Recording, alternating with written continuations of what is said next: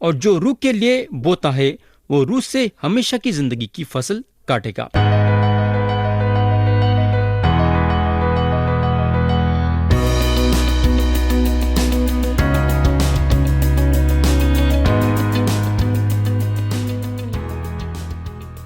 یسوع مسیح کے نام سے السلام علیکم۔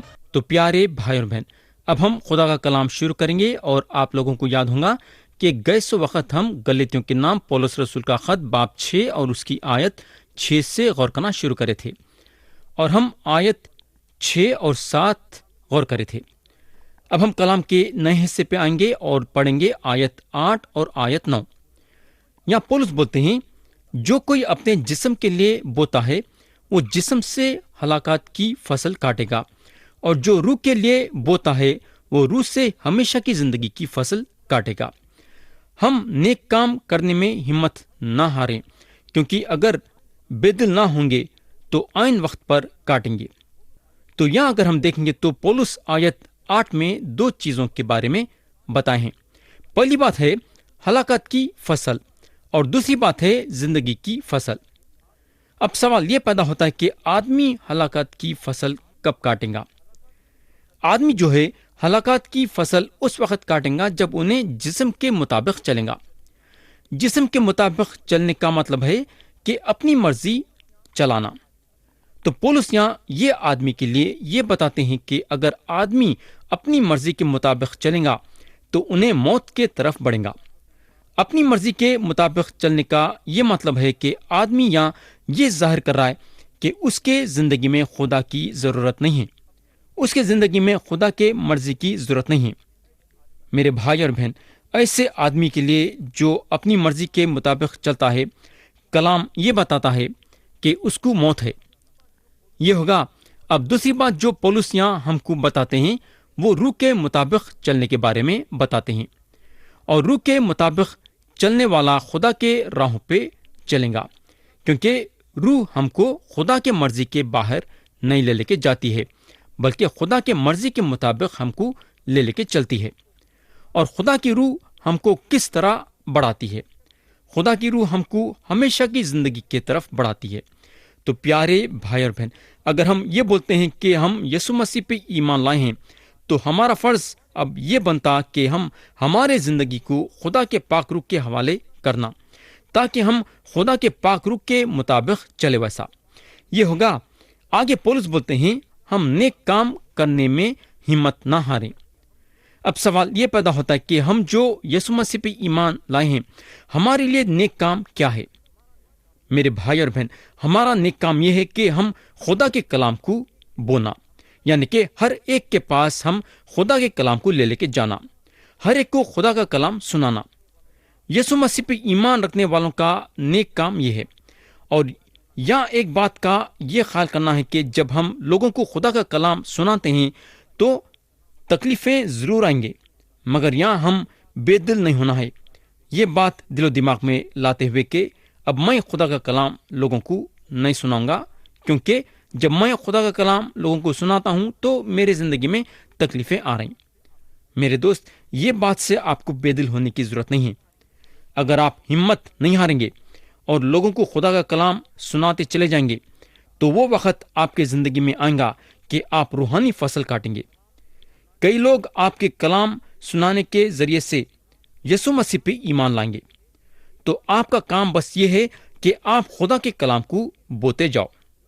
آپ کے زندگی میں ضرور تکلیفیں آئیں گی، آپ کی زندگی میں آپ کو مصیبتیں اٹھانا پڑیں گا، مگر آپ خدا کے کلام کو بونے سے پیچھے مت ہٹو، کیونکہ خدا کا وعدہ ہے کہ جہاں یسایہ نبی کی کتاب باب 55 اور آیت 10 اور 11 میں لکھا ہوا ہے، کیونکہ جس طرح آسمان سے بارش ہوتی اور برف پڑتی ہے اور پھر وہ وہاں واپس نہیں جاتی بلکہ زمین کو سیراب کرتی ہے اور اس کی شادابی اور رویدگی کا باعث ہوتی ہے، تاکہ بونے والے کو بیج اور کھانے والے کو روٹی دے، اسی طرح میرا کلام جو میرے منہ سے نکلتا ہے ہوگا، وہ بے انجام میرے پاس واپس نہ آئے گا، بلکہ جو کچھ میری خواہش ہوگی وہ اسے پورا کرے گا اور اس کام میں جس کے لیے میں نے اسے بھیجا مؤثر ہوگا۔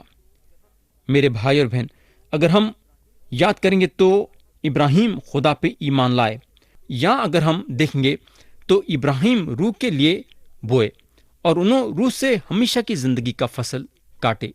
बोलने का मतलब यह है कि हम जो बोएंगे वो काटेंगे भी, लेकिन हमारा काम यीशु मसीह पे ईमान रखते हुए यह है कि हम खुदा के कलाम को बोना चाहिए, चाहे हमारे जिंदगी में कितने भी मुसीबतें क्यों ना आ जाओ।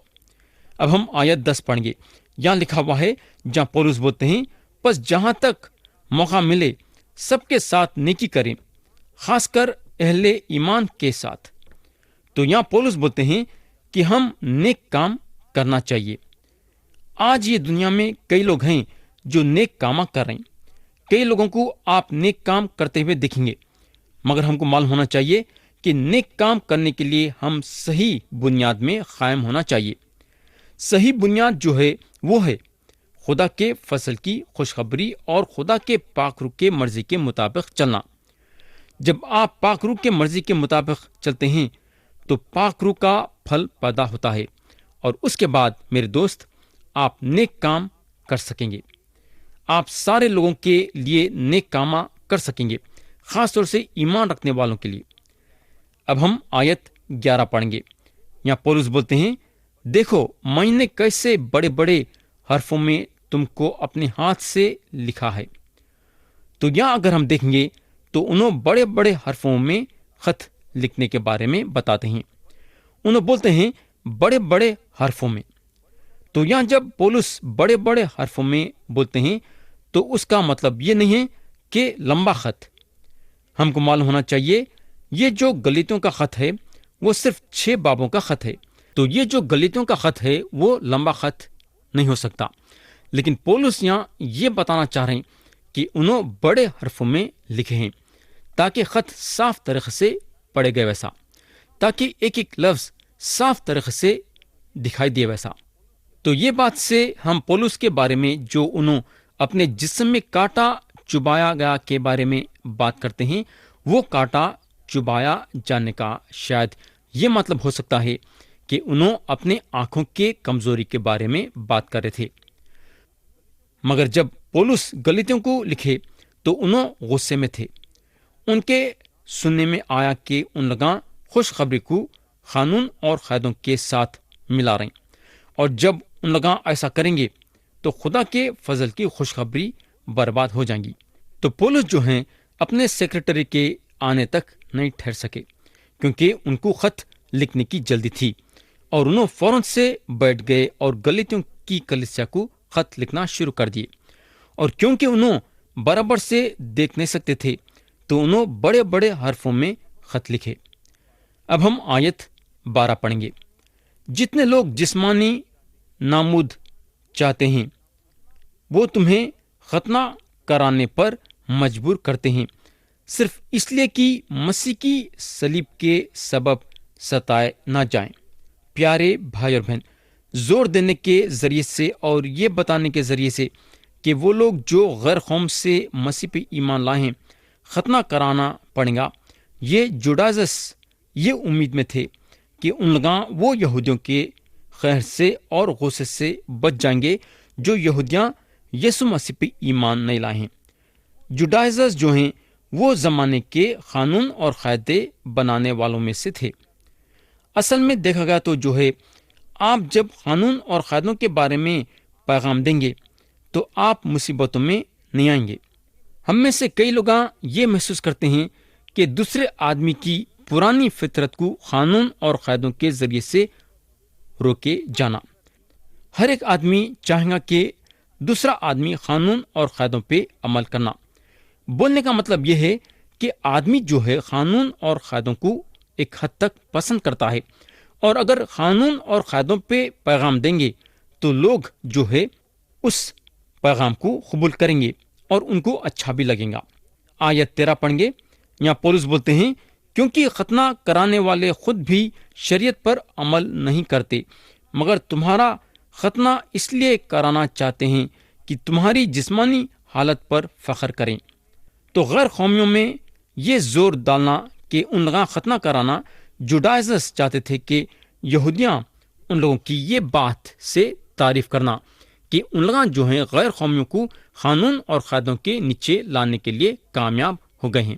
یہ ایک دلچسپی کی بات ہے یہ دعویٰ کرنے کہ ان لوگ قانون اور قاعدوں کے مطابق زندگی گزاریں، جبکہ دیکھا گیا تو ان لوگ قانون اور قاعدوں کے مطابق زندگی نہیں گزارے تھے۔ میرے بھائی اور بہن، یاد رکھو کہ یہ دنیا میں کوئی بھی آدمی پوری طریقے سے قانون اور قاعدوں کے باتوں پہ عمل نہیں کر سکتا۔ ایک بات کو رکھیں گا تو دوسرے بات کو نہیں رکھ سکیں گا۔ آیت 14 پڑھیں گے، یہاں پولس بولتے ہیں، لیکن خدا نہ کرے کہ میں کسی چیز پر فخر کروں سوائے اپنے خداوند یسوع مسیح کی صلیب کے، جس سے دنیا میرے اعتبار سے مصلوب ہوئی اور میں دنیا کے اعتبار سے۔ میرے بھائی اور بہن، دنیا کے اور پولس کے بیچ میں صلیب تھی، اور آج ہر ایک جو یسوع مسیح پہ ایمان لایا ہے انہیں یہ جگہ پہ رہنا چاہیے، یعنی کہ ایمان رکھنے والے کے اور دنیا کے بیچ میں صلیب ہونا چاہیے۔ یہ چیز آپ کے طبیعت کو سدھارنے کے لیے مدد کریں گی۔ آپ یہ فخر نہیں کریں گے کہ آپ قانون اور قاعدوں کے مطابق چلتے ہیں۔ آیت 15 پڑھیں گے، یہاں پولس بولتے ہیں، کیونکہ نہ ختنہ کچھ چیز ہے، نہ نامختونی، بلکہ نئے سرے سے مخلوق ہونا۔